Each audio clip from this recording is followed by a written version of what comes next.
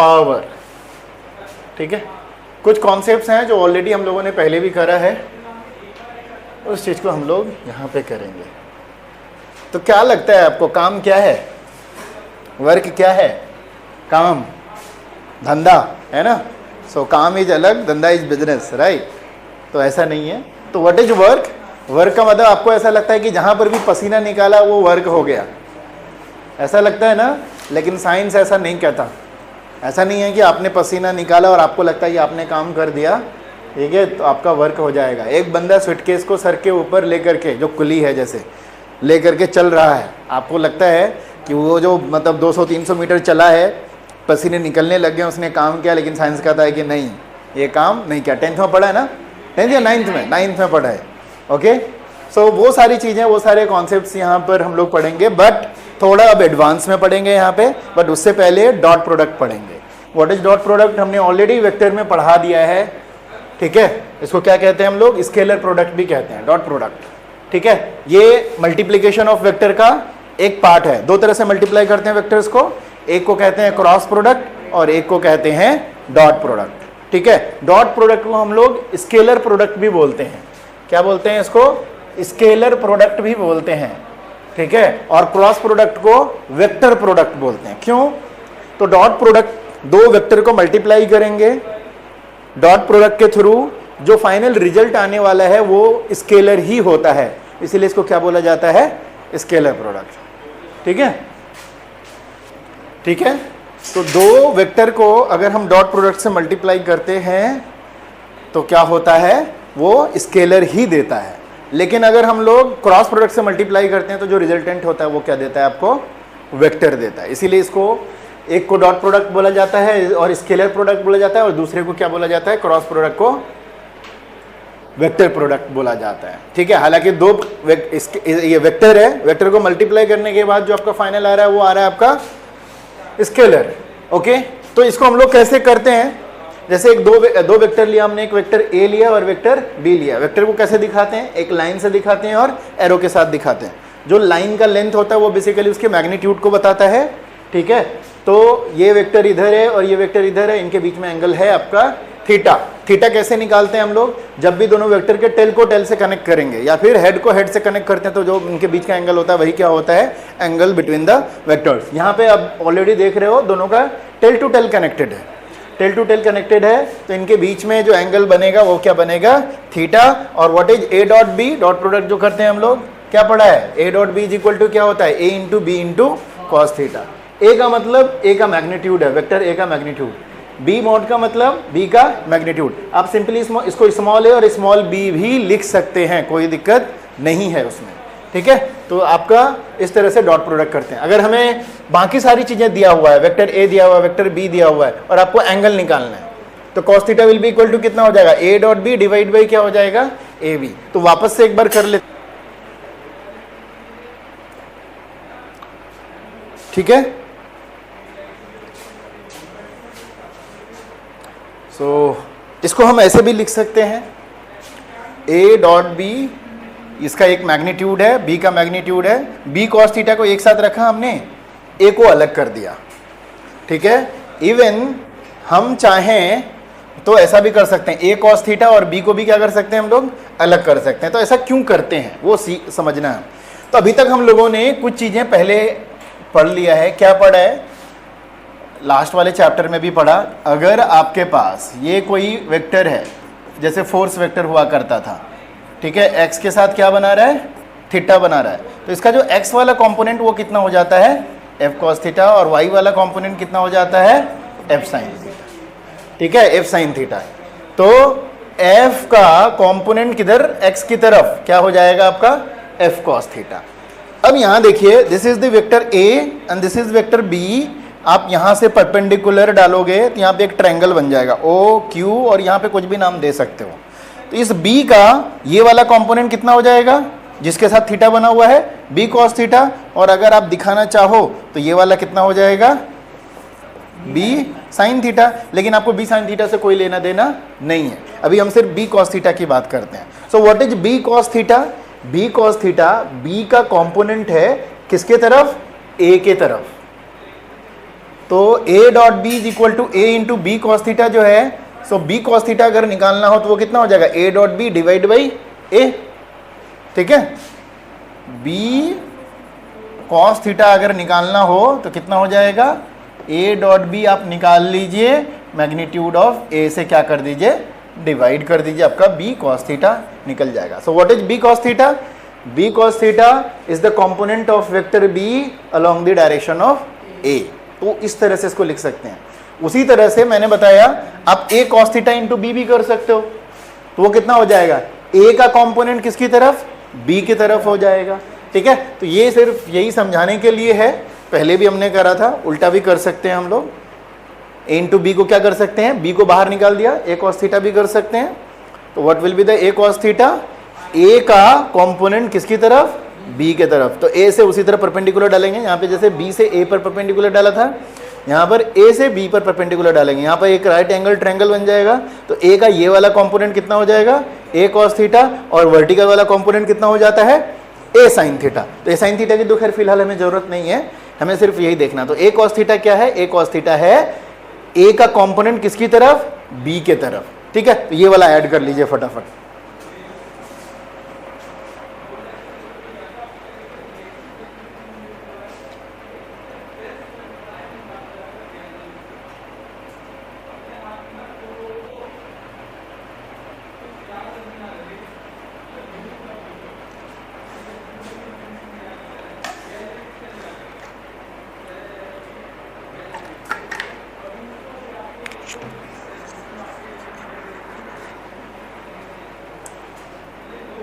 So basically हम एक तरह से रिवीजन कर रहे हैं डॉट प्रोडक्ट, लेकिन यहाँ पे इसकी ज़रूरत है।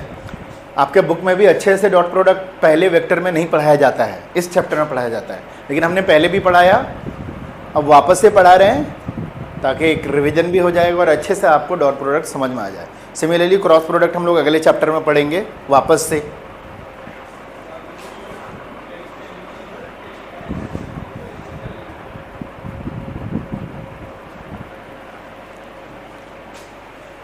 सो जैसे B का A के ऊपर परपेंडिकुलर डाल के उसका कंपोनेंट निकाला B cos थीटा, तो ये इस तरह से हो गया। सिमिलरली A से B के ऊपर परपेंडिकुलर डालेंगे A cos थीटा हो जाएगा।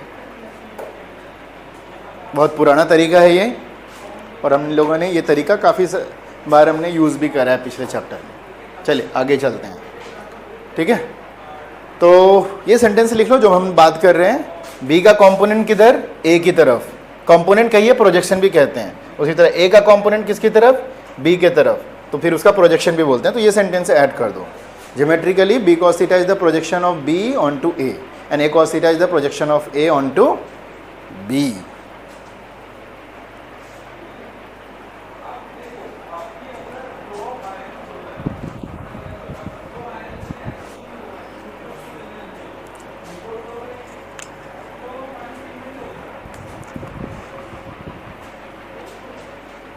अब अगर हमारे पास टर्म आई जे के में रहेगा तो डॉट प्रोडक्ट याद है आप लोगों ने,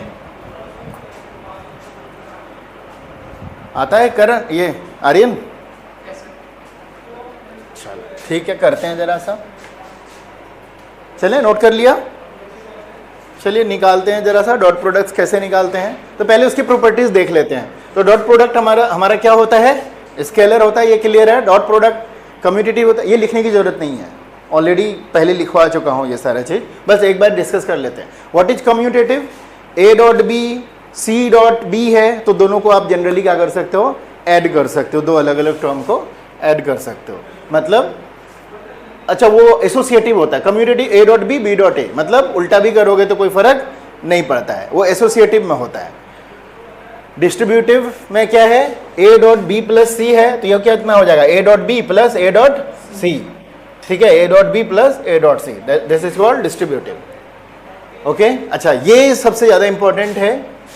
आई डॉट आई या जे डॉट जे, के डॉट के का वैल्यू कितना होगा, 1। कैसे होता है, अगर आपने आई डॉट आई का करना है, आई डॉट आई, तो A dot B is equal to A का मैग्नीट्यूड, तो आई का मैग्नीट्यूड कितना होता है 1, अगला ए का मैग्नीट्यूड 1, दोनों के बीच में एंगल कितना होगा, आई और आई दोनों एक्स एक्सिस है, तो एंगल कितना हो जाएगा cos 0 डिग्री, तो ये हो जाएगा 1 इंटू 1 इंटू 1, कितना हो जाएगा 1। सिमिलरली जे डॉट जे का वैल्यू भी 1, के डॉट के का वैल्यू भी क्या होता है 1 होता है। ओके लेकिन आई डॉट जे का वैल्यू कितना हो जाएगा 0, क्योंकि आई डॉट जे करेंगे तो 1 इंटू 1, लेकिन कॉस 90 हो जाता है। आई और जे, आई हो गया एक्स एक्सिस, जे हो गया वाई एक्सिस, दोनों के बीच में कितना एंगल 90, कॉस 90 का वैल्यू कितना होता है 0। इसीलिए आई डॉट जे डॉट के डॉट आई, मतलब 90 डिग्री वाला जितना है उनका डॉट प्रोडक्ट कितना हो जाता है 0 हो जाता है। कंपोनेंट ये तो ऑलरेडी देख लिया हमने, ठीक है। ये दोनों चीज अभी जस्ट लास्ट वाला देखा। हाँ ये सबसे ज्यादा इंपॉर्टेंट है, ये सारे के सारे तो कंपोनेंट है, ये हम लोग करते थे। एक वेक्टर को, वेक्टर ए को हमने ए एक्स आई कैप, ए वाई जे कैप, ए जेड के कैप इस तरह का करा है ना पहले, उसी तरह बी का वेक्टर को बी एक्स आई कैप, बी वाई जे कैप, बी जेड के कैप हो गया। अब हमें ए डॉट बी निकालना है, तो दो तरीका है, एक तो एक उठाओ, दोनों सबको मल्टीप्लाई करो एंड देन फाइनल रिजल्ट आ जाएगा। अब बाकी बिकॉज आप लोगों ने ऑलरेडी कर रखा है तो आप डायरेक्ट भी कर सकते हो। अगर हम करते भी हैं, ए डॉट बी अगर कर रहे होते हैं तो ए डॉट बी करने का मतलब आप अगर करोगे, यहाँ पे नहीं किए है तो जैसे ए डॉट बी अगर हमें करेंगे, ए डॉट बी हम पहला वाला पूरा उठाएंगे, ए एक्स आई कैप, ए वाई जे कैप, ए जेड के कैप, डॉट प्रोडक्ट किसके बीच में फिर बी है, तो बी एक्स आई कैप, बी वाई जे कैप, बी जेड के कैप, राइट। अब हम जब डॉट प्रोडक्ट, मतलब प्रोडक्ट में क्या होता है, एक को उठाएंगे तीनों से मल्टीप्लाई करेंगे, फिर यहाँ से उठाएंगे तीनों से मल्टीप्लाई करेंगे। तो अगर ए एक्स आई कैप, बी एक्स आई कैप, तो इसका मैग्नीट्यूड ए एक्स, उसका मैग्नीट्यूड बी एक्स, ये भी आई कैप है, दोनों एक्स एक्सिस है, तो एंगल कितना बनेगा 0 डिग्री। तो कॉस 0 का वैल्यू कितना होता है 1, तो पहले वाले का मैग्नीट्यूड ए एक्स, दूसरे वाले का मैग्नीट्यूड बी एक्स, कॉस 0 का वैल्यू कितना 1 प्लस। अब ए एक्स आई कैप को बी वाई जे कैप के साथ करेंगे, इसका मैग्नीट्यूड ए एक्स, इसका मैग्नीट्यूड बी वाई, लेकिन दोनों के बीच में एंगल कितना है, आई और जे के बीच में एंगल 90 डिग्री। तो जब डॉट प्रोडक्ट करेंगे 90 डिग्री वाला कितना हो जाता है 0, तो ये वाला भी 0 हो जाएगा। उसी तरह ए एक्स आई कैप को के कैप के साथ करेंगे तो क्या हो जाएगा, वो भी 0, क्योंकि आई एक्स एक्सिस है और के जेड एक्सिस, वो भी 90 डिग्री है, तो कॉस 90 का वैल्यू कितना हो जाएगा 0, तो वो वाला भी 0 हो जाएगा। अब फिर इसको उठाएंगे, फिर तीनों से मल्टीप्लाई करेंगे, तो ए वाई जे कैप, बी एक्स आई कैप, तो फिर ए वाई इंटू बी एक्स, जे और आई के बीच में अगेन 90 डिग्री, तो ये वाला भी 0। ए वाई जे कैप, बी वाई जे कैप, तो जे कैप दोनों के बीच में 0 डिग्री, तो ये 1 बनेगा, तो ए वाई और बी वाई हो गया। सिमिलरली इसका जब करोगे के और आई के साथ 0, के और जे के साथ भी 0, के और के साथ आएगा 1, तो ये हो जाएगा ए जेड बी जेड। तो ये आपका डॉट प्रोडक्ट है। तो इस तरह से ए डॉट बी अगर निकालते हैं तो ए एक्स बी एक्स, ए वाई बी वाई और ए जेड बी जेड होता है, क्योंकि इंडिविजुअली आप आई का आई के साथ निकाल रहे हो, आई का जे के साथ निकाल रहे हो, आई का के साथ निकाल रहे हो, एंगल डायरेक्ट मिल रहा है, ये वाला फॉर्मूला डायरेक्ट अपनाना है, A dot B equal to A B cos theta वाला, तो आप ऐसे कर सकते हो। अगर ए डॉट ए खुद निकालना है, ए एक्स आई कैप, ए वाई जे कैप, ए जेड के कैप, यहाँ पर भी ए एक्स आई कैप, ए वाई जे कैप, ए जेड के कैप, तो फिर आई आई वाला रहेगा। तो इसमें फाइनल आपको ये याद रख लेना है, सेम वाला सिर्फ रहेगा, दूसरा वाला क्या हो जाएगा 0 हो जाएगा। आई आई वाला रहेगा, तो यहाँ का आई, यहाँ का आई उसका रहेगा, आई जे वाला खत्म, आई के वाला खत्म, फिर जे जे वाला ही रहेगा, तो जे जे वाला कौन सा है, यहाँ पर ए वाई और यहाँ पे बी वाई, ए वाई बी वाई हो गया, फिर के वाला ही रहेगा, तो ए जेड है और यहाँ पर क्या है बी जेड, सिर्फ ये वाला रहेगा। इसी के बेस पे भी हमारा क्वेश्चन होगा, तो आप सिंपली ये वाला जरूर नोट कर लो, बाकी सब कुछ करने की जरूरत नहीं है। ए डॉट बी नंबर डालो मत, अगर डालो एफ ए इतना है, बी इतना है, तो ए डॉट बी कितना होगा, और यहीं पे मेरे को बी डॉट बी भी बताना,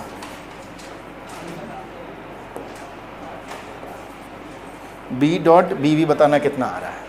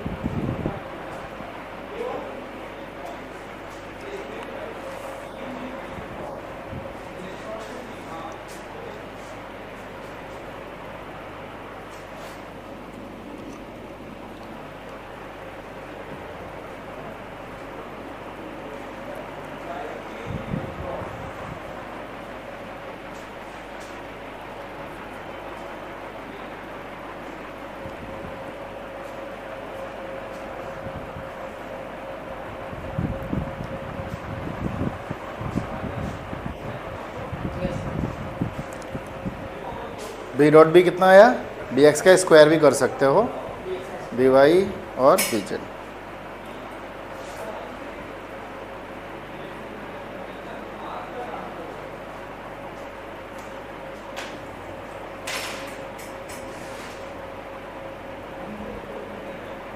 ठीक है, गुड। तो इसको वो भी लिख सकते हो, ए एक्स का स्क्वायर, ए वाई का स्क्वायर, ए जेड का स्क्वायर, दोनों सेम है ना, आप वैसे भी कर सकते हो। चलिए ठीक है, चलो अब हम आगे चलते हैं, क्वेश्चन करते हैं जरा सा। So find the angle between the force इतना यूनिट एंड द डिस्प्लेसमेंट इतना यूनिट। दो वेक्टर है, एक है फोर्स और एक है डिस्प्लेसमेंट। तो सबसे पहले क्या निकालना है, इनके बीच का एंगल निकालना है। ऐसे ही बोला, फाइंड द एंगल बिटवीन, ठीक है, दिस टू वेक्टर।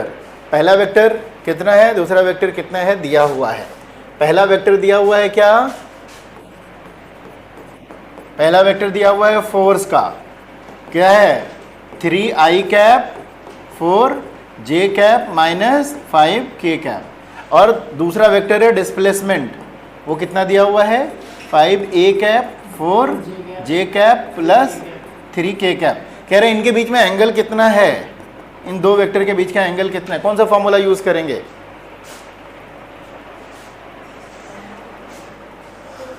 बताओ।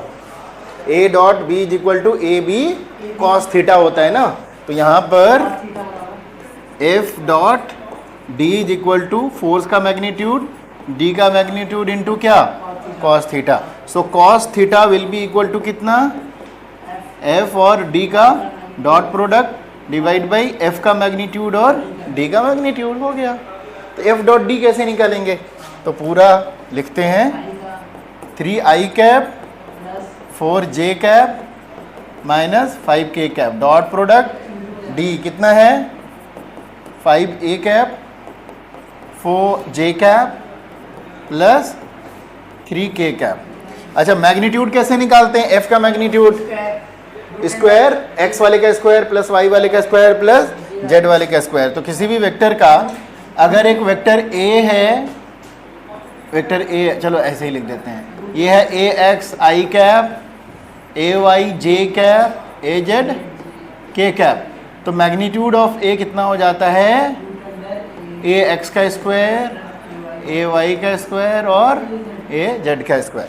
तो यहाँ पे फोर्स का अगर निकालेंगे हम तो कितना कितना का स्क्वायर हो जाएगा, 3 का स्क्वायर, 4 का स्क्वायर, 5 का स्क्वायर, माइनस का भी करेंगे तो उतना ही हो जाएगा। चलो लिख देते हैं फिलहाल -5 का स्क्वायर। उसी तरह से इनटू है d कितना हो जाएगा 5 का स्क्वायर, 4 का स्क्वायर, 3 का स्क्वायर, बस सोल्व कर लेना है।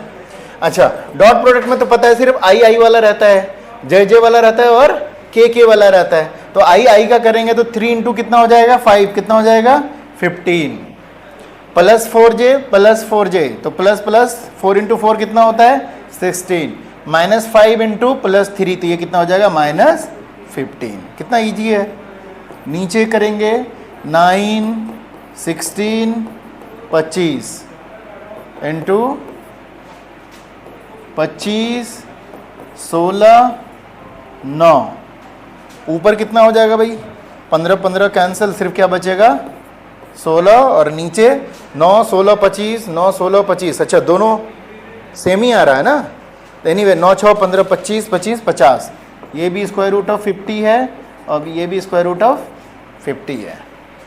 This is cos theta. 50/16/50।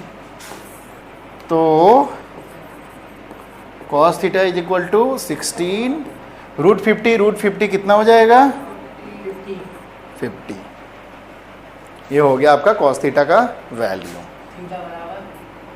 8/25। तो थीटा इज इक्वल टू कितना, कॉस इनवर्स 8/25, इतना ही लिख करके छोड़ दीजिए।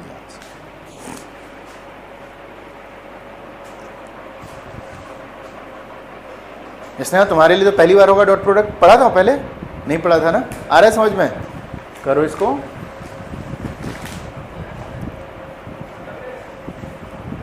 हो गया इसने तुम्हारा।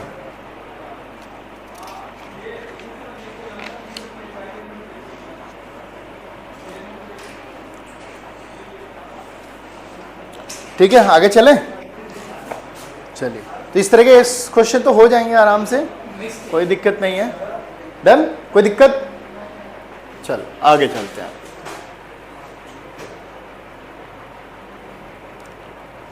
सो नाउ हेडिंग डालिए वर्क डन।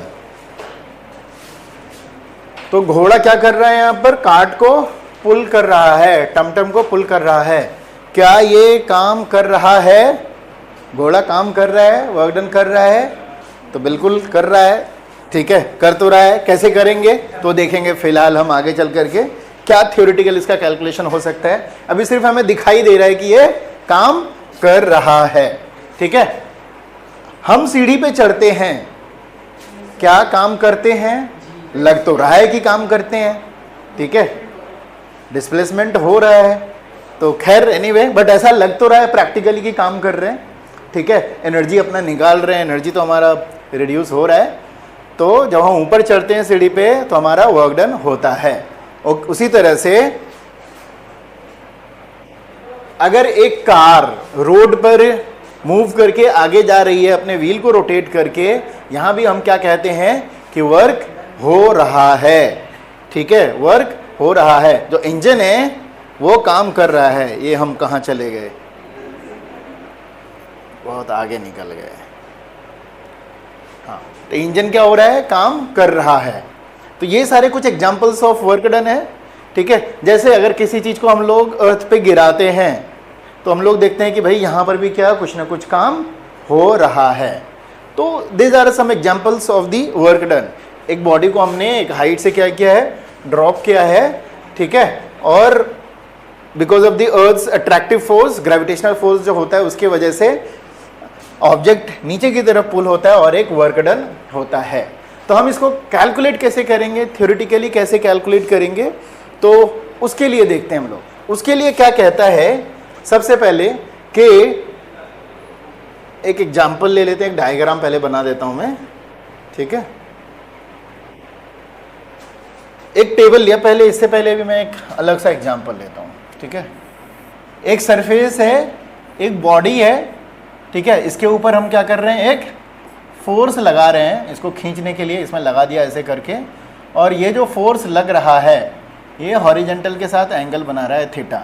लेकिन ऑब्जेक्ट जो मूव करेगा वो कैसे मूव करेगा? ऐसे करके मूव करेगा। तो डिस्प्लेसमेंट किधर होने वाला है इसका? डिस्प्लेसमेंट का डायरेक्शन इधर की तरफ है। ओके, तो अब जो वर्क डन कैलकुलेट करते हैं, इस फोर्स का हम लोग वो वाला कंपोनेंट लेते हैं जो डिस्प्लेसमेंट के डायरेक्शन में है। तो फोर्स का इस डायरेक्शन में जो कंपोनेंट होगा वो कितना होगा? एफ कॉस थीटा आता है ना हमें, जिधर थीटा है वो कितना होगा? F cos theta. परपेंडिकुलर वाला कितना हो जाएगा? F sine theta. तो वर्क डन क्या कहता है कि this is the product of displacement and force का वो वाला कंपोनेंट जो डिस्प्लेसमेंट के डायरेक्शन में हो। उन दोनों के प्रोडक्ट को हम लोग क्या कहते हैं? वर्क डन कहते हैं। दिस इज साइंटिफिकली, ठीक है, कैन बी कैलकुलेटेड। और जो थ्योरेटिकल फॉर्मूला है उसके लिए जिससे आप कैलकुलेट कर सकते हो, उसका डेफिनेशन यही कहता है। क्या कहता है? It is the product of displacement and force का वो कंपोनेंट जो डिस्प्लेसमेंट के तरफ हो। तो work done is equal to component of force along the direction of the displacement into displacement करना हमें। कंपोनेंट ऑफ फोर्स इसमें ऐड कर देना along the direction of displacement into displacement है। तो कितना हो जाएगा? W is equal to F cos theta into S. और इसको हम लोग लिख सकते हैं क्या? F S cos theta. और एफ एस कॉस थीटा को हम लोग लिख सकते हैं क्या? F dot S. लिख सकते हैं ऐसा? तो अब आप नोट करोगे यहां से, उसके बाद डेफिनेशन आपको लिखना है। Work done is equal to component of force along the direction of the displacement into displacement.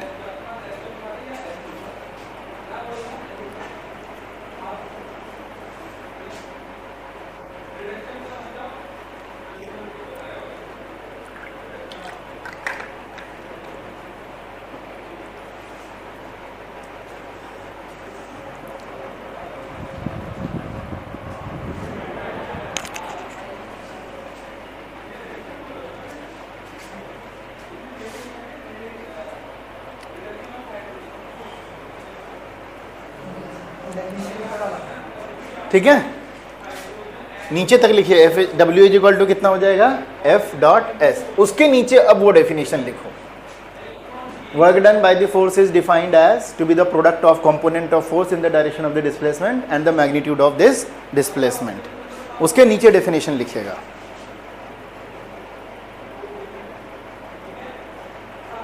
F S cos theta को एफ डॉट एस लिख सकते हैं हम, अभी अभी हमने पढ़ा है कि ए डॉट बी को ए बी कॉस थीटा लिख सकते हैं, इसका मतलब ए बी कॉस थीटा को ए डॉट बी भी लिख सकते हैं, इसीलिए एफ एस कॉस थीटा को हमने क्या लिखा है एफ डॉट एस।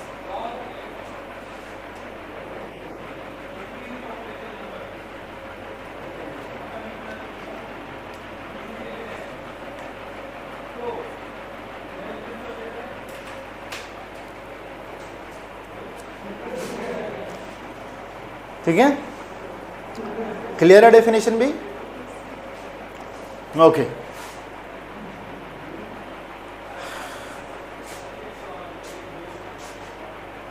तो अगर हमारा पैरेलल फोर्स रहेगा तो क्या होगा? ये डायग्राम ऐड किया था, डायग्राम ऐड करो, डेफिनेशन से ऊपर ट्राई करना ऐड करने का, जहां पे ये वाला किया था।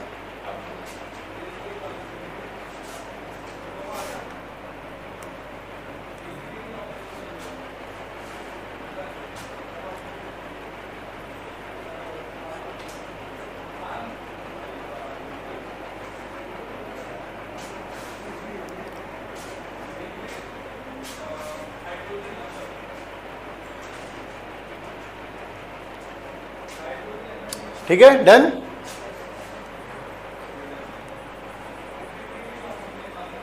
अब हम अगर पैरेलल फोर्स लें तो क्या होगा? पैरेलल फोर्स का मतलब अगर मान लो एक हमने के लिया, इसके ऊपर बॉडी रखा, ब्लॉक रख दिया और इसके ऊपर फोर्स लगा रहे हैं, मतलब जिधर डिस्प्लेसमेंट हो रहा है उधर ही हमने क्या लगाया फोर्स लगाया, तो फोर्स का कंपोनेंट अलोंग द डिस्प्लेसमेंट कितना होगा? यहाँ पर कितना होगा?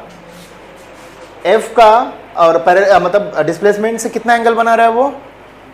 फोर्स एंगल के, मतलब फोर्स का एंगल डिस्प्लेसमेंट के साथ कितना बन रहा है? 0 डिग्री। तो जो फॉर्मूला रखेंगे एफ एस कॉस थीटा, और थीटा का वैल्यू कितना रखेंगे?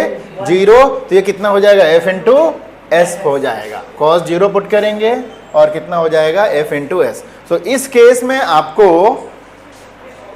आपको डायरेक्ट आप क्या लिखोगे? F into S. तो ये वाला ऐड कर लो, work done by the parallel force. Oblique का तो हो गया, हमने पहले कर दिया।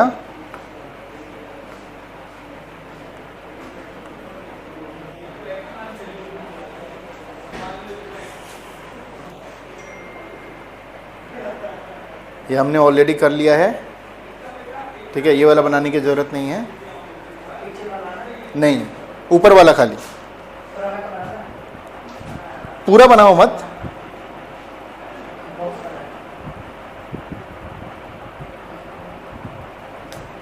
खाली बॉक्स बना करके फोर्स भी इधर दिखाना है और डिस्प्लेसमेंट भी इधर दिखाना है, ठीक है। ऑब्लिक फोर्स का तो ऑलरेडी हमारा हो गया है, ठीक है। चलें आगे अब। चलिए, तो इस केस में क्या होगा? एक पोटरी ले लिया है, रस्सी बांध करके उसको घसीटते जा रहे हैं, रोड पर घसीट रहे हैं, लेकिन है कितना जेंटलमैन ऐसा काम कर रहा है। ये भी फोर्स किधर लग रहा है? ऑब्लिकली लग रहा है, ठीक है। और डिस्प्लेसमेंट इसका किधर होगा? किधर होगा? इधर होगा। तो हम कैसे निकालेंगे इस केस में वर्क डन? तो फोर्स का हम क्या करेंगे? कंपोनेंट निकालेंगे। किधर की तरफ निकालेंगे? डिस्प्लेसमेंट की तरफ। हालांकि दो कंपोनेंट होता है, एक डिस्प्लेसमेंट की तरफ होगा तो दूसरा उसके परपेंडिकुलर होगा। अगर इधर एफ कॉस थीटा है तो इधर कितना होगा? F sine theta. आइडिया है ना सबसे पहले ऑलरेडी। तो हमारा वर्क डन कौन देता है? एफ कॉस थीटा देगा कि F sine theta? F cos theta. F sine theta का क्या हो जाएगा? 0 हो जाएगा, क्योंकि डिस्प्लेसमेंट के साथ कितना डिग्री है वो? 90 डिग्री। एफ साइन थीटा कितना एंगल बना रहा है डिस्प्लेसमेंट के साथ? 90 डिग्री। तो जो 90 डिग्री बनाता है उसका क्या होता है? वर्क डन 0 हो जाता है। तो जो उसके डायरेक्शन में है सिर्फ वही आपको देता है। तो जब भी अगर इस तरह के सिचुएशंस होंगे तो आपको क्या करना पड़ेगा? उसके कंपोनेंट निकालने पड़ेंगे। तो जो उसका हॉरिजॉन्टल कंपोनेंट है या फिर ये कहिए डिस्प्लेसमेंट के डायरेक्शन में है, सिर्फ वही वर्क डन देता है और उसका परपेंडिकुलर वाला वर्क डन नहीं देता है। ठीक है, तो ये तो ऑलरेडी करा चुके हैं, बस समझाने के लिए हमने ये ऐड किया था, तो आप इस चीज़ को सेम वही कॉन्सेप्ट को लेकर के चलिएगा। तो ऑलरेडी हमें पता चल गया कि work done is equal to क्या होता है, फोर्स कंपोनेंट इनटू डिस्प्लेसमेंट। चलिए यहाँ तक हो गया। अब वर्क डन जीरो कब होगा, वर्क डन जीरो कब होगा? What is the formula for the work done? Force, displacement और एंगल बिटवीन देम। तो तीन कंडीशंस हो सकते हैं या फिर इसके कॉम्बिनेशन के हो सकते हैं। आइदर फोर्स जीरो हो तो वर्क डन ही नहीं होगा, दूसरा फोर्स लगे तो डिस्प्लेसमेंट ना हो। फॉर्मूला क्या है आपका? एफ एस कॉस थीटा, है ना? तो या तो एफ जीरो हो, बाकी दो चीज हो तो कोई फर्क नहीं पड़ता, या फिर क्या डिस्प्लेसमेंट जीरो हो, या फिर थीटा कितना हो 90 डिग्री। इन तीन केसेस में आपका वर्क डन क्या होगा? जीरो होगा। तो वही लिखना है, when is work done zero. तो for work done to be zero, both force का कंपोनेंट या फिर डिस्प्लेसमेंट, ठीक है, वो प्रेजेंट होना चाहिए और उनके बीच में एंगल्स या फिर तीनों में से कोई एक चीज जीरो होगा। जैसे if a force applied on a body does not produce any displacement, मतलब डिस्प्लेसमेंट कितना है? जीरो है, तो उस केस में आपका वर्क डन क्या हो जाएगा? जीरो। जैसे क्या, मैं इस दीवार को धक्का लगा रहा हूं, ठीक है, पूरा धक्का लगा रहा हूं, फोर्स लग रहा है ना, ठीक है, ऑब्लिक लग रहा है, चाहे जो भी लग रहा हो, 0 डिग्री पे 90 डिग्री पे कुछ भी, क्या डिस्प्लेसमेंट हो रहा है? नहीं। तो आप चाहे जितना भी पसीना आप निकाल लो, लग रहा है कि आपने बहुत वर्क डन किया, लेकिन वर्क डन कितना हो जाएगा? जीरो हो जाएगा, क्योंकि डिस्प्लेसमेंट क्या है? जीरो है। एग्जाम्पल्स में क्या क्या ले सकते हैं? हाँ, एक और एग्जाम्पल जैसे ये है, इसको लिए हुए हैं बहुत देर से, उठाए हुए रखे हुए हैं, हाथ में ही पढ़ रहे, ठीक है, तो क्या होगा? फोर्स लग रहा है कि नहीं लग रहा? लग रहा है, ग्रेविटी के अगेंस्ट हमारा हाथ तो फोर्स लगा रहा है, लेकिन क्या डिस्प्लेसमेंट हो रहा है इसका? नहीं। तो डिस्प्लेसमेंट जीरो होने की वजह से क्या हो जाएगा? वर्क डन जीरो हो जाएगा। तो ये कुछ केसेस हैं, देखिए वेट नीचे लग रहा है लेकिन डिस्प्लेसमेंट क्या हो जाता है? जीरो हो जाता है। चलिए नोट कीजिए, यहाँ से एक एक करके देखेंगे। सबसे पहला हम देख रहे हैं कि डिस्प्लेसमेंट जीरो,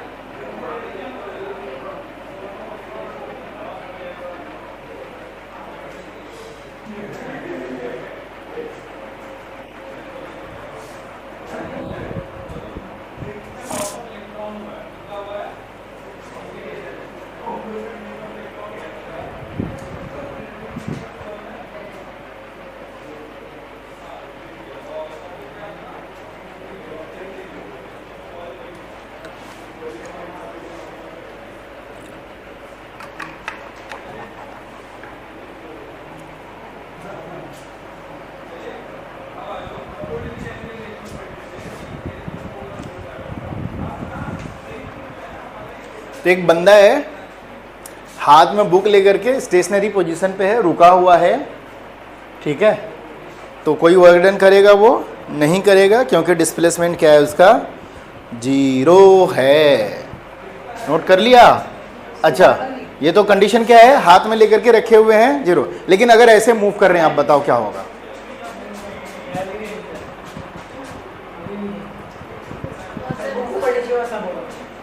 होगा कि नहीं होगा? पहले ये बताओ, होगा?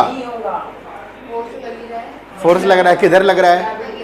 किधर लग रहा है? ग्रेविटी के अगेंस्ट ऊपर लग रहा है। डिस्प्लेसमेंट किधर हो रहा है? What is the angle between them? क्या होगा? नहीं होगा, लेकिन होगा। अब बताओ, अगर होगा तो क्यों होगा? हैं? तो यस, ऑफ कोर्स, उसकी वजह से नहीं होगा। किसकी वजह से नहीं होगा? वेट की वजह से नहीं होगा, या फिर रिएक्शन की वजह से नहीं होगा। लेकिन अगर हम इधर की तरफ मूव करते हैं, थोड़ा सा मोशन रहेगा, तो मेरे हाथ और बुक के बीच में फ्रिक्शन है, वो फ्रिक्शन फोर्स किधर लगेगा? आगे लगेगा पीछे? मैं आगे लेके जाने की कोशिश कर रहा हूं। What will be the intention of motion of this book? नहीं, अभी भी गलत हो। मैं बुक को इस पे लेके जा रहा हूं ना। अगर मेरे हाथ और बुक के बीच में फ्रिक्शन नहीं रहेगा तो बुक के मूवमेंट होने की चांसेस किधर हैं? बुक के मूवमेंट होने के चांसेस किधर है? इधर स्लिप कर जाएगा ना। आगे जाऊंगा, फ्रिक्शन नहीं रहेगा तो बुक किधर स्लिप करेगा? इधर। तो फ्रिक्शन किधर काम कर रहा होगा? आगे की तरफ। तो फ्रिक्शन भी आगे है, डिस्प्लेसमेंट भी आगे है, तो इस फ्रिक्शन फोर्स की वजह से वर्क डन हो रहा है। वेट की वजह से वर्क डन नहीं हो रहा है। वेट के अगेंस्ट जो रिएक्शन फोर्स लगा रहे हैं उसकी वजह से कोई वर्क डन नहीं हो रहा है, क्योंकि उसके बीच में 90 डिग्री है। लेकिन और अच्छे से देखा तो फ्रिक्शन फोर्स की वजह से वर्क डन हो रहा है। तो वो चीज क्लियर करना पड़ेगा वहां पे। एनीवे, आगे चलेंगे। अभी तो हमारा डिस्प्लेसमेंट 0 था, लेके खड़े थे हम, तो वर्क डन कितना था आपका? 0। चलिए, अब ये दूसरा वॉल वाला है, धक्का मार रहे पूरा, जैसे मैं अभी लगा रहा था। ऐसे लगाएं, ऐसे लगाएं, ऐसे लगाएं, जैसे भी लगाएं, मतलब पैरेलल लगाएं या फिर ऑब्लिकली लगाएं। ठीक है, तो क्या होगा? फोर्सेस तो लग रहे हैं, लेकिन डिस्प्लेसमेंट क्या होगा? 0 होगा। तो यहां पर भी वर्क डन नहीं होगा। अगला एक और एग्जांपल ऐड कर लीजिए उसमें। ये नहीं बनाना, सिर्फ लिखना है, समझ में आ जाएगा खुद ही।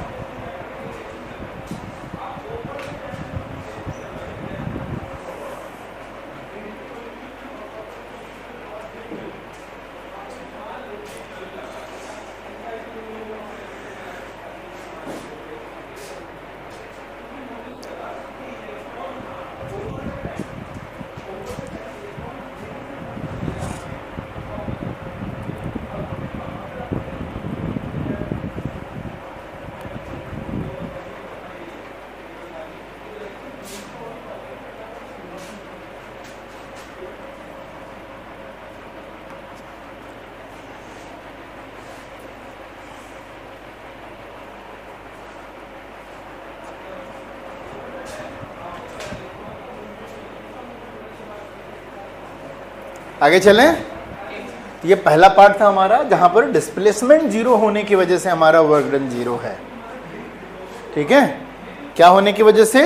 डिस्प्लेसमेंट 0 होने की वजह से वर्क डन 0 है। अगला देखते हैं। If force applied on a body is 0, तो फोर्स ही 0 है तो वर्क डन तो खैर वैसे ही 0 हो जाएगा, राइट। अगर कोई बॉडी रखा हुआ है तो रखे रहने दो, कोई फोर्स नहीं है, तो वर्क डन क्या हो जाएगा? 0। या फिर दूसरा केस हो सकता है कि यूनिफॉर्म वेलोसिटी से जा रहा है। दो केसेस हो सकते हैं। स्टेशनरी, तो वहां पे फोर्स 0 होता है। अच्छा, स्टेशनरी का मतलब एक्सेलरेशन कितना है? एक्सेलरेशन 0 का मतलब फोर्स कितना है? 0। तो वर्क डन कितना हो जाएगा? 0। दूसरा केस, यूनिफॉर्म वेलोसिटी से जा रहा है तो एक्सेलरेशन कितना होगा? 0, बिकॉज चेंज इन वेलोसिटी होना चाहिए ना एक्सेलरेशन के लिए। तो यूनिफॉर्म वेलोसिटी से तब भी एक्सेलरेशन 0 और वेलोसिटी भी क्या हो, सॉरी फोर्स भी क्या हो जाएगा? 0 हो जाएगा, और वर्क डन भी क्या हो जाएगा? 0 हो जाएगा। तो ये दो वजह से आपका फोर्स 0 हो सकता है। ठीक है, तो सेकेंड ऑप्शन लिखे, नंबर 2 वाला। If a force applied on a body is 0, then the work done will be also 0। दूसरा वाला केस। पहला वाला केस तो था कि डिस्प्लेसमेंट 0 होने की वजह से, दूसरा वाला केस फोर्स 0 होने की वजह से। ऊपर वाला जो है वो लिखना है।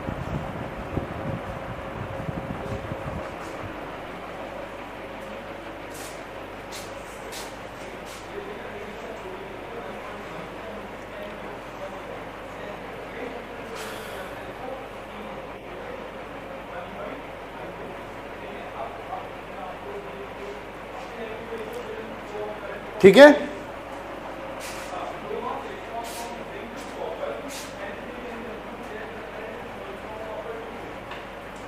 तो एग्जाम्पल में लिख लेना, ये बनाने की जरूरत है, सिंपली लिखना। जनरली हम लोग विदाउट फ्रिक्शन वाले सरफेस की बात कर रहे हैं। If a body is under uniform motion और stationary work done will be 0। उसके आगे ऐड कर देना, वर्क डन विल बी क्या? 0। Work done will be 0। ठीक है, एक और केस है, हम बाद में डिस्कस करेंगे उसको। क्या? फोर्स और डिस्प्लेसमेंट 0 हो तो हो गया, या तो उनके बीच का क्या 0 होना चाहिए? एंगल 0 होना चाहिए। सॉरी नहीं 90 डिग्री होना चाहिए थीटा, ठीक है, उस केस के लिए भी। तो अभी आगे और डिस्कस करेंगे उसके बारे में। तो पहले देखते हैं what are some fundamental points about the work done, ठीक है। क्या क्या है, वर्क हमारा एक स्केलर क्वांटिटी, क्योंकि दो डॉट प्रोडक्ट का रिजल्टेंट है। डॉट प्रोडक्ट का रिजल्टेंट क्या होता है, हमेशा स्केलर होता है, इसीलिए ये एक स्केलर क्वांटिटी है। तो जब स्केलर है तो क्या हो सकता है, पॉजिटिव जीरो के साथ साथ क्या हो सकता है, नेगेटिव भी हो सकता है। वेक्टर में नेगेटिव नहीं होता, नेगेटिव का मतलब होता है डायरेक्शन उल्टा हो गया, ठीक है। तो पॉजिटिव, नेगेटिव और जीरो तीनों चीज हो सकता है। ओके, नेगेटिव वर्क का मतलब वेक्टर में होता है क्या, negative work not mean it in a vector quantity work done by friction, negative as the displacement is opposite to the direction. अच्छा, नेगेटिव वर्क डन का मतलब पूछ रहा है। नेगेटिव वर्क डन का मतलब अगर हम लोग नॉर्मली समझें, अगर आप पॉजिटिव वर्क डन कर रहे हो, अभी हालांकि इसको और अच्छे से समझेंगे हम, अगर मैं वर्क डन कर रहा हूं तो मेरी एनर्जी कम होगी और एनर्जी उस बॉडी में ट्रांसफर हो रहा है या किसी थर्ड बॉडी में ट्रांसफर हो रहा है, हमारे सिस्टम में ट्रांसफर हो रहा है। अगर आपने ए और बी बनाया, ए और बी के बीच में हो रहा है, तो ए बी के ऊपर वर्क डन कर रहा है और पॉजिटिव वर्क डन कर रहा है, तो ए का एनर्जी या फिर वर्क कहिए किधर ट्रांसफर हो रहा है, बी की तरफ। नेगेटिव वर्क डन का मतलब उल्टा हो जाता है, ठीक है, किधर हो जाता है, उधर से इधर हो रहा है। या फिर दूसरे टर्म में क्या समझते हैं कि आपका जो वर्क डन के लिए जो फोर्स लग रहा है वो उधर लग रहा है और डिस्प्लेसमेंट किधर लग रहा है, उसके अपोजिट लग रहा है, ठीक है। फोर्स आप उधर लगा रहे हो लेकिन उल्टा आप ही के ऊपर ज्यादा ये हो रहा है और आप ही की तरफ डिस्प्लेसमेंट हो रहा है। दोनों के बीच में कितना एंगल हो जाएगा, 180, ठीक है, एक इधर और एक इधर, दोनों के बीच में कितना हो जाएगा 180, और cos 180 का वैल्यू कितना होता है, -1। इसीलिए वर्क डन आपका क्या हो जाएगा, नेगेटिव हो जाएगा। इसका मतलब और अच्छे से हम लोग समझेंगे। डायमेंशंस तो पता ही है आपको, है ना, हम लोगों ने एक्स्ट्रा क्लास में भी करा था। यूनिट क्या होता है इसका, जूल होता है। हमने बताया था जब पूरा जूल लिखेंगे तो स्मॉल लेटर से लिखेंगे और जब कैपिटल लेटर देंगे तो सिर्फ एक ही रहेगा। What will be the 1 joule, force 1 metre, displacement 1 metre जब होगा, सॉरी फोर्स 1 न्यूटन लगा करके डिस्प्लेसमेंट 1 मीटर करेंगे तो 1 joule of the work done होगा। तो ये कुछ फंडामेंटल है। सीजीएस यूनिट अर्ग होता है, ये भी आपने करा है, तो कुछ पॉइंट है जो आप याद रखे होंगे। 1 जूल इज इक्वल टू इतना, ये कुछ फंडामेंटल पॉइंट्स हैं। एक ईवी है, इलेक्ट्रॉन वोल्ट, जो 12th में जाकर के आप यूज करोगे, वो 1.6 × 10⁻⁻19 जूल के बराबर होता है। तो ये कुछ फंडामेंटल हैं। तो दूसरा एक और यूनिट है कैलोरी, जो हीट के लिए स्पेशली यूज होता है, ठीक है। तो 1 कैलोरी इज 4.186 जूल, ये सेकेंड बुक में इसका हम करेंगे। तो बट नॉर्मली कुछ पॉइंट्स हैं, ये नोट कर लो। It is about work done.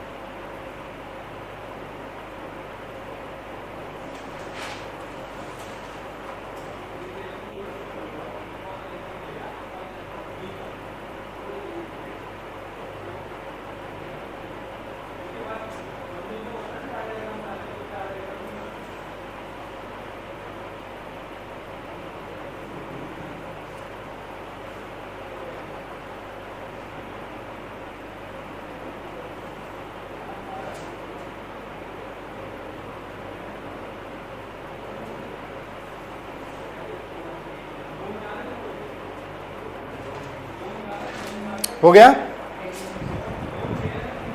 तो this are some fundamental points about the work done.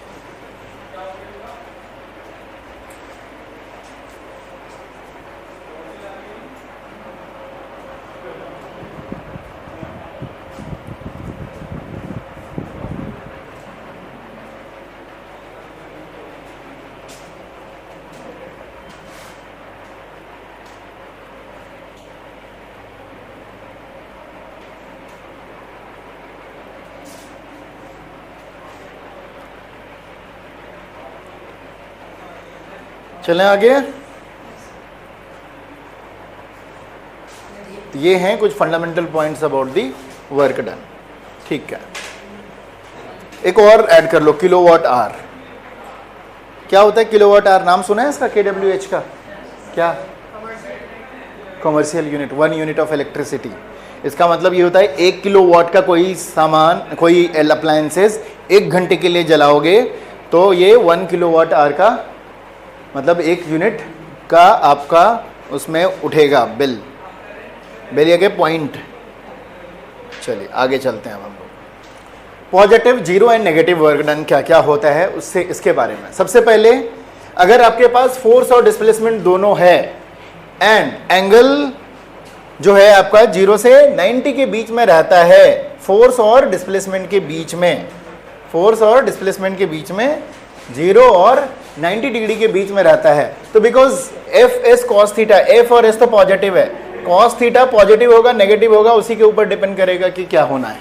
ठीक है, फोर्स और डिस्प्लेसमेंट ऑलरेडी है, अब ये 0 होगा नेगेटिव होगा पॉजिटिव होगा, किस पर डिपेंड करेगा? कॉस थीटा पर। थीटा का 90 डाल दोगे तो क्या हो जाएगा? 0।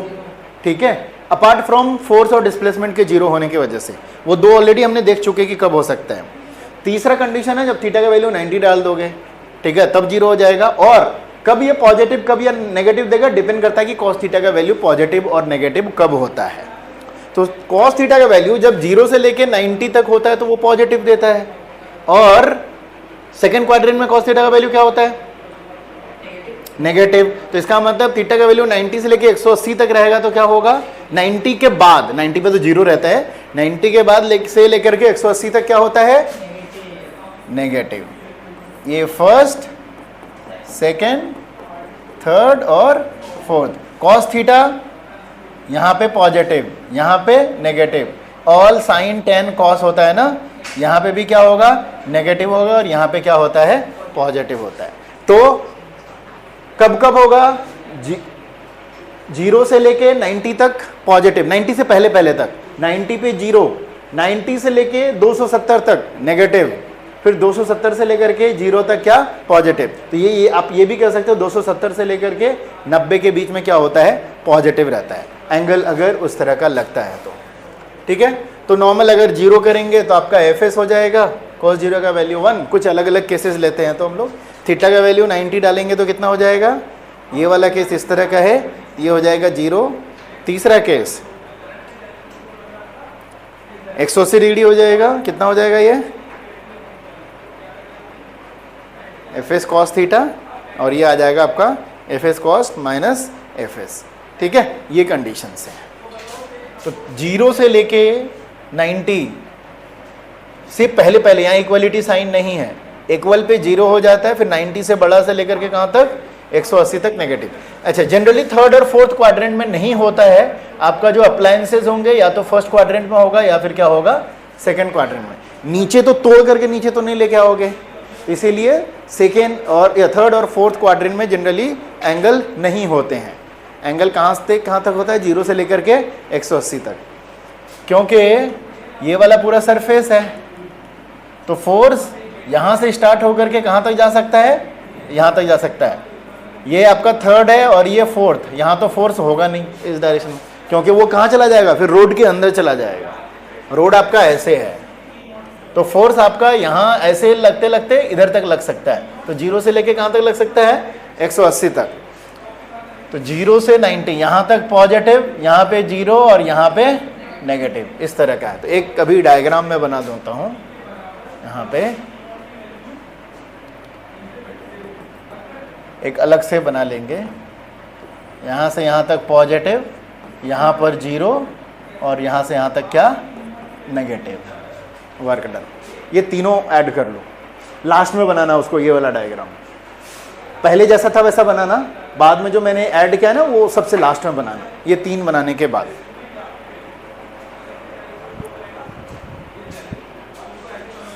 बहुत इजी है, ये ज़्यादा टफ नहीं है ये वाला पार्ट।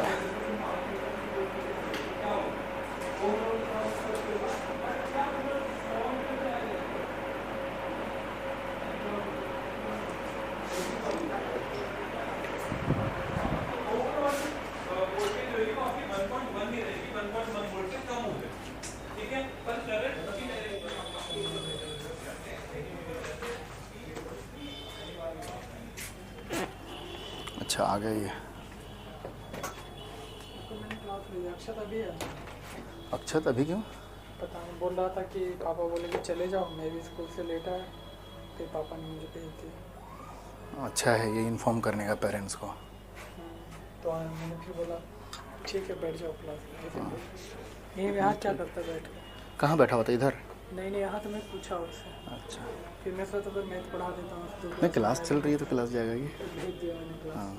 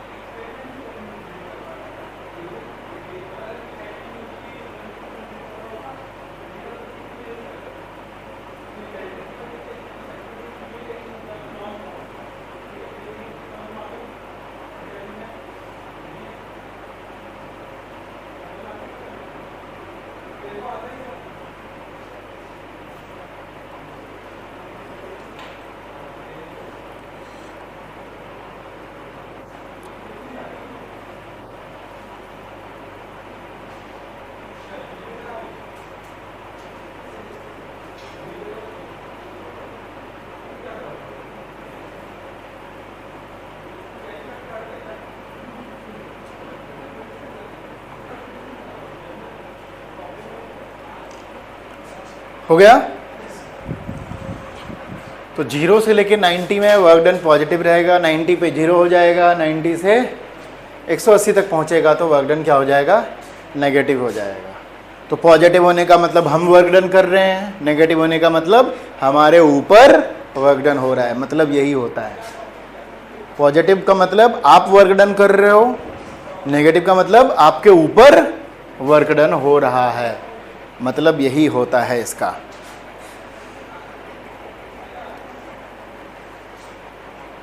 तो कॉन्सेप्ट समझ में आ गया? पॉजिटिव वर्क डन का, 0 का, नेगेटिव का। Positive work done, you are doing work on the system, ठीक है। सिस्टम या भी जो है ए और बी, तो ए बी पर कर रहा है। और नेगेटिव का मतलब आपके ऊपर वर्क डन हो रहा है। हाँ, एक ट्रेन को आप धक्का देने की कोशिश करो आगे से, तो क्या करेगा वो? आपका ही डिस्प्लेसमेंट आगे की तरफ कर देगा। ठीक है, तो आप फोर्स उधर लगा रहे हो लेकिन आपका डिस्प्लेसमेंट किधर हो रहा है?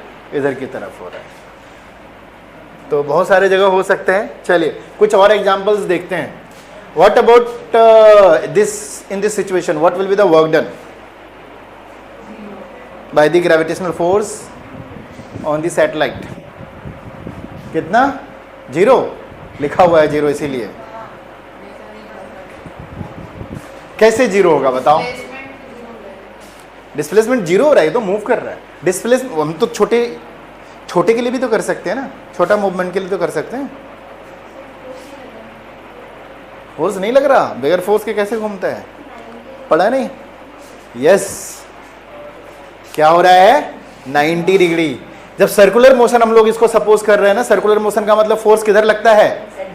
सेंटर की तरफ। तो फोर्स इधर की तरफ होगा जहां पर भी देखो, और डिस्प्लेसमेंट किधर हो रहा है? इधर की तरफ। कहीं पर भी देख लो, ये फोर्स इधर और डिस्प्लेसमेंट इधर, फोर्स इधर और डिस्प्लेसमेंट इधर। तो 90 डिग्री लग रहा है फोर्स और डिस्प्लेसमेंट के बीच में। इसीलिए ये वर्क डन कितना हो रहा है? 0 हो रहा है। सिमिलरली अर्थ सन के चारों तरफ चक्कर लगा रहा है, वहां पे बताओ कितना वर्क डन होएगा? वहां पर भी एंगल कितना बनेगा? सेम सैटेलाइट के जगह पे अर्थ हो जाएगा और अर्थ के जगह पे क्या आ जाएगा? सन आ जाएगा। वो सिचुएशन से एग्जाम्पल नोट कीजिए।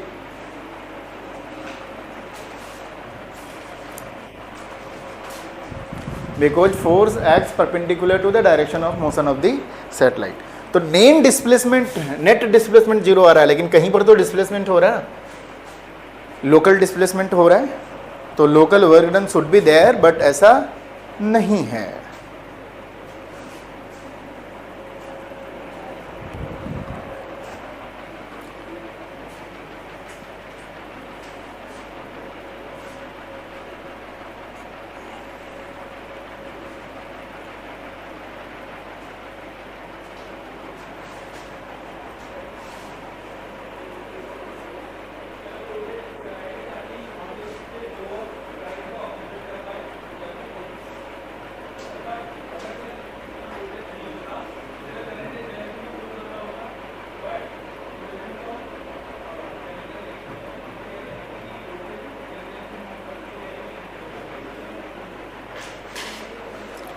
आगे चलें?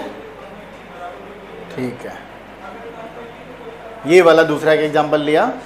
अर्थ सन के चारों तरफ लगा रहा है, तो यहाँ पर भी सेम सिचुएशन हो रहा है। ठीक है, चलिए लिख दीजिए, उसी में ऐड कर दीजिए सिमिलरली करके। Similarly work done by the sun on the. Okay, आगे चलते हैं। बताओ इसमें क्या होगा? जीरो है। नेट वर्क डन जीरो हो सकता है, बट पार्ट वाइज अगर करें तो क्या होगा? फ्रिक्शन नहीं, ये फेंक रहा है ऊपर। हाँ, फेंक रहा है, फिर वापस उसके हाथ में आ रहा है। जब ऊपर जा रहा है तो क्या होगा? ग्रेविटेशनल फोर्स किधर लगता है? नीचे। डिस्प्लेसमेंट किधर हो रहा है? वर्क डन क्या होगा? नेगेटिव या positive? It will be negative. Force नीचे, डिस्प्लेसमेंट ऊपर, कितना एंगल बनेगा दोनों के बीच में? 180 डिग्री। लेकिन जब नीचे आ रहा होगा तो क्या होगा?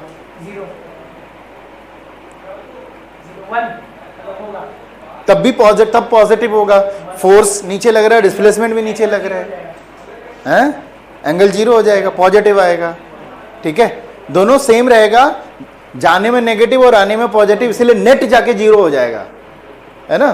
क्योंकि वर्क डन तो mg लग रहा है, सॉरी जो फोर्स लग रहा है वो mg लग रहा है, डिस्प्लेसमेंट इज फिक्स, तो mg इंटू एस, तो एक बार प्लस एक बार माइनस। सो नेट वैसे भी डिस्प्लेसमेंट जीरो हो रहा है, तो आप बता सकते हो कि नेट वर्क डन जीरो होगा, लेकिन पार्शियल में जाने में नेगेटिव होगा और आने में क्या होगा? पॉजिटिव होगा। खाली छोड़ देना है, हाँ, नीचे गिर गया, हाँ, तो जो एक्स्ट्रा डिस्प्लेसमेंट करेगा उसकी वजह से वर्क डन होगा।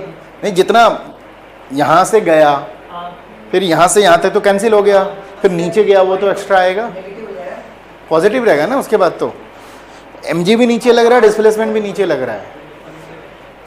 तो when we throw a ball vertically upwards, the work done by our force is positive, where is the work done by the gravitational force is negative. अच्छा, जो हम फोर्स लगा रहे हैं उसकी वजह से क्या होगा? तो हम फोर्स किधर लगा रहे हैं? ऊपर। डिस्प्लेसमेंट भी किधर हो रहा है? ऊपर। जो हम फोर्स लगाएंगे उसकी वजह से पॉजिटिव वर्क डन होगा, लेकिन ग्रेविटेशन की वजह से नीचे वर्क डन होगा। ठीक है, तो ये दो भी एग्जाम्पल एक ऐड कर लो अपनी अंडरस्टैंडिंग के लिए। ठीक है, when we throw a ball vertically upwards, the work done by our force is positive, whereas the work done by the gravitational force is negative, since it acts in the direction of opposite to the motion of the ball.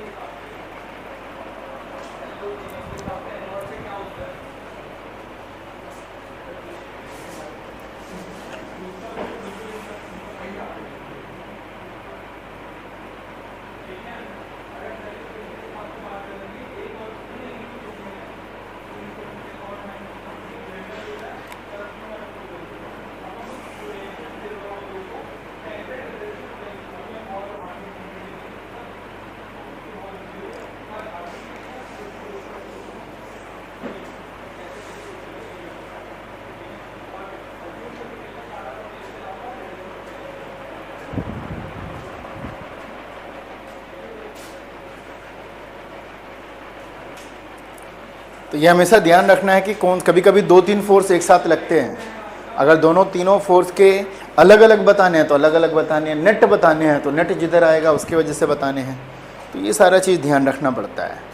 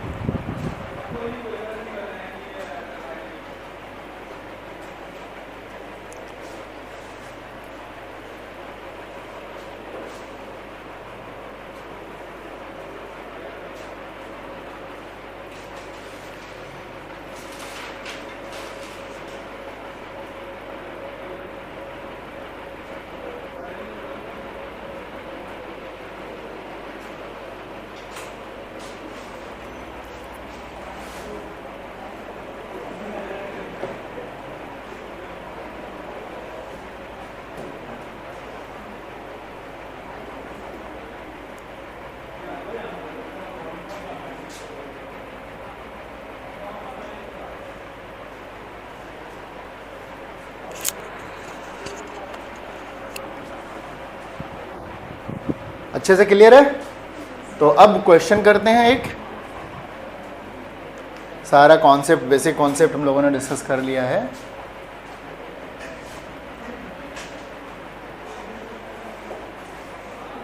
ये लो, solve करो।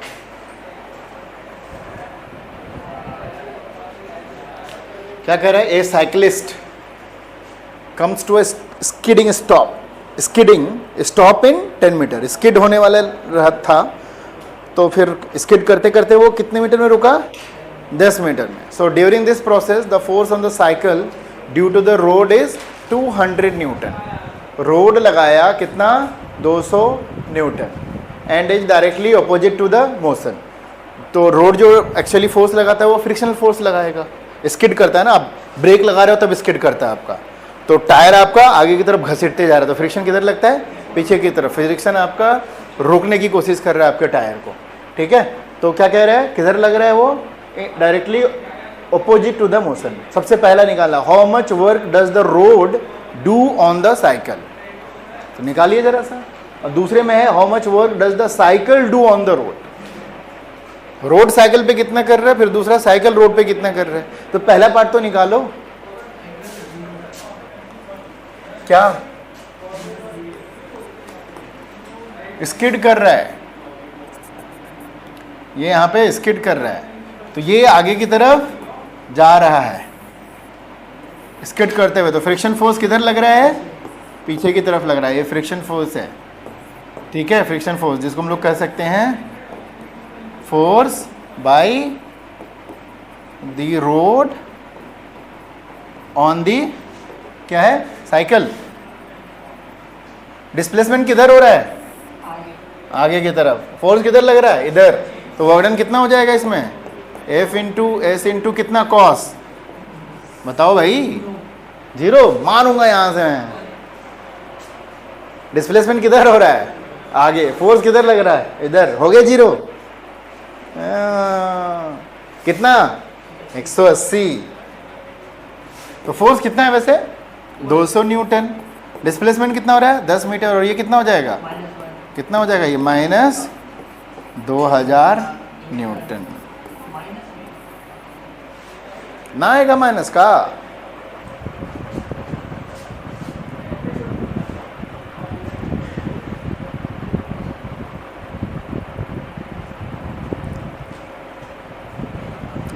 अब cycle बताओ भाई, cycle किधर force लगा रहा है? Road की तरफ, मतलब आगे की तरफ। रोड तो नीचे ही है, आगे की तरफ कितना लगा रहा होगा? एफएस के बराबर। एफएस स्टैटिक फ्रिक्शन है ना, या फिर कहिए काइनेटिक, जो भी है। अभी फिलहाल हम ऐसे कर रहे हैं, तो हम न्यूटन थर्ड लॉ से जितना साइकिल रोड पे लगा रहा होगा, रोड साइकिल पे ऑपोजिट लगा रहा होगा, ठीक है।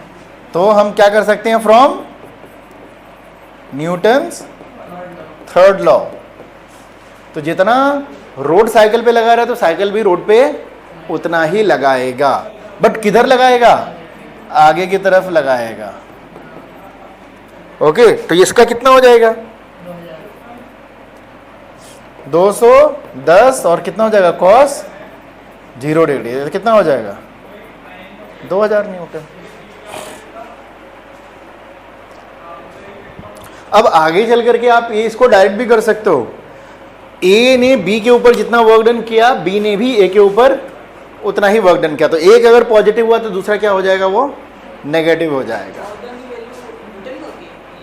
अरे वेरी गुड। जूल में होती है, जूल में, सॉरी, कैपिटल जे, जूल।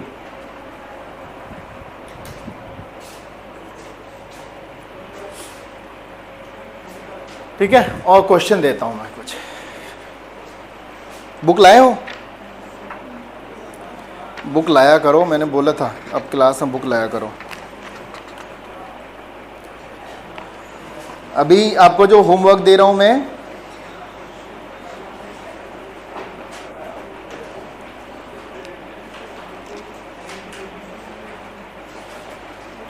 कितना टाइम हुआ है?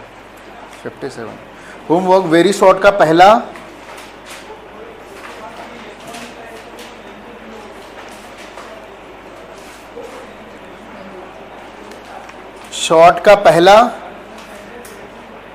शॉर्ट का तो अभी करो, अभी करवाना चाह रहा हूं मैं। शॉर्ट का पहला क्वेश्चन,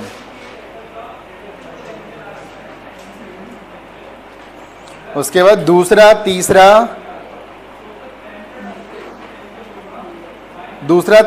चौथा,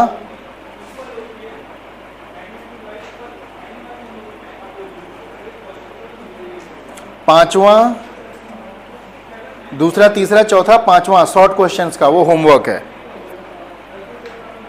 ठीक है, लगाया टिक? ठीक है, अभी शॉर्ट का पहला वाला बनाइए, शॉर्ट का पहला वाला क्वेश्चन। चलो गुड, सबने लाया।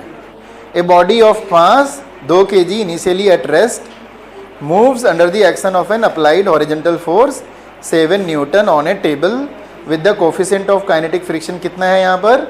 0.1। Compute the work done by the applied force in 10 second. Page number is 167। 167, हाँ जी।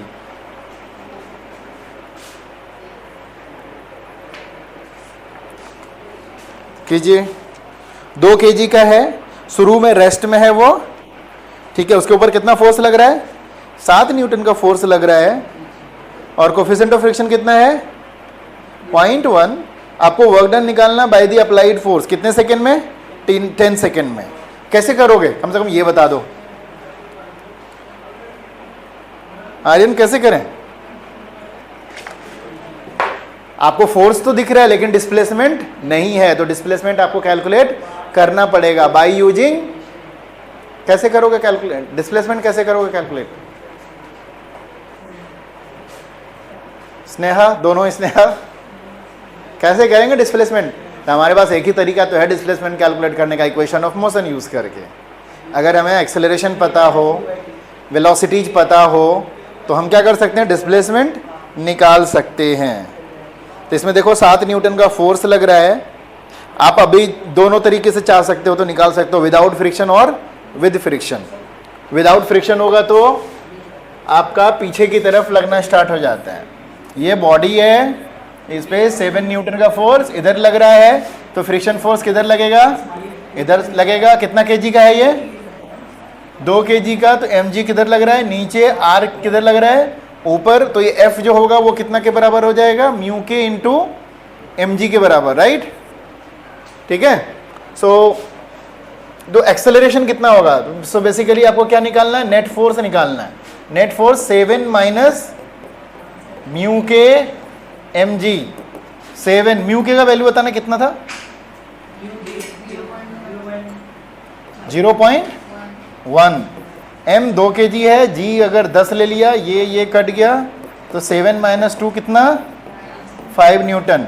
तो दिस इज f नेट। और एक्सेलरेशन कितना हो जाएगा? नेट एक्सेलरेशन 5/m ना, फोर्स बाई m होगा 5/2, 2.5 मीटर पर सेकेंड स्क्वायर। तो इसका एक्सेलरेशन हो गया कितना?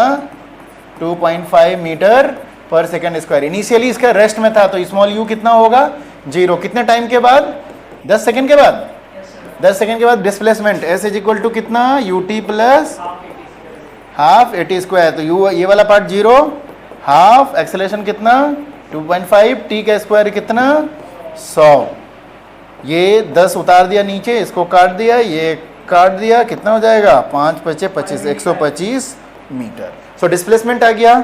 अब पहला पार्ट जो कह रहे हैं, work done by the applied force के वजह से निकालना है वर्क डन। तो वर्क डन, अप्लाइड फोर्स किधर लग रहा है? इधर। डिस्प्लेसमेंट भी किधर हो रहा है? इधर। तो दोनों के बीच में कितना? अप्लाइड फोर्स, डिस्प्लेसमेंट कितना निकला? 125 और कॉस 0। ये 7 इंटू कितना? 125। ये निकल गया अप्लाइड फोर्स की वजह से। अगला कह रहा है work done by the friction. Friction force कितना लग रहा है? ये वाला कितना? 2 न्यूटन लगता है ना ये। तो ये हो जाएगा अप्लाइड की वजह से, अच्छा फ्रिक्शन की वजह से फोर्स कितना है? 2 न्यूटन, डिस्प्लेसमेंट 125, और ये कितना हो जाएगा? -1 डायरेक्ट कर दें, क्योंकि फ्रिक्शन फोर्स इधर, डिस्प्लेसमेंट इधर। ये हो जाएगा -250 जूल। ये कितना हो गया था? 375। सर 175। एक मिनट, 8 नहीं होगा, 7 नहीं होगा, 3 7 14 875 जूल। अगला कैसे कैलकुलेट करेंगे? Work done by the net force. Net force कितना है? 5 न्यूटन। तो कितना हो जाएगा? 5 into 125, force into displacement. Net force तो इधर ही लग रहा है, नेट फोर्स तो इधर ही लग रहा है। और क्या है? Change in kinetic energy of the body, ये हम बाद में निकालेंगे, ठीक है। चेंज इन काइनेटिक एनर्जी वैसे भी हाफ mv² माइनस शुरू का तो 0 होगा, हाफ mv² होता है ना, तो फाइनल वेलोसिटी v निकालना पड़ेगा। तो कैसे, कौन सा फॉर्मूला लगाओगे? v is equal to u plus at करके, u तो 0 है, a पता है आपके पास ऑलरेडी, टाइम पता है, तो फाइनल वेलोसिटी भी निकल जाएगा। तो फाइनल जो शुरू की kinetic energy half mu², final kinetic energy half mv²। हालांकि वो मैं बाद में पढ़ाऊंगा आपको, बट इतना तक आप कर सकते हो, ठीक है। तो चलिए ये कर लीजिएगा, नेक्स्ट क्लास में जो डाउट होगा तो फिर उसको करेंगे हम।